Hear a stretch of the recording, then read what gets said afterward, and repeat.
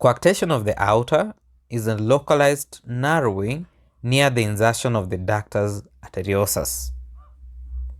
Blood pressure is high in the upper extremities than in the lower extremities. These patients will be having bounding pulses in the arms, weak or absent femoral pulses, and a cool lower extremities. The signs of heart failure may be present in these infants.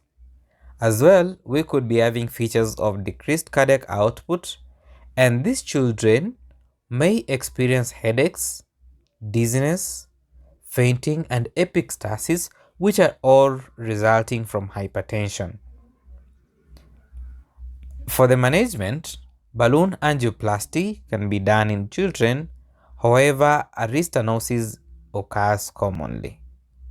Surgical management of coarctation aorta includes mechanical ventilation and medications to improve cardiac output just before surgery, a resection of the coarcted portion with an end-to-end anastomosis of the aorta or enlargement of the constricted section using a graft may be required.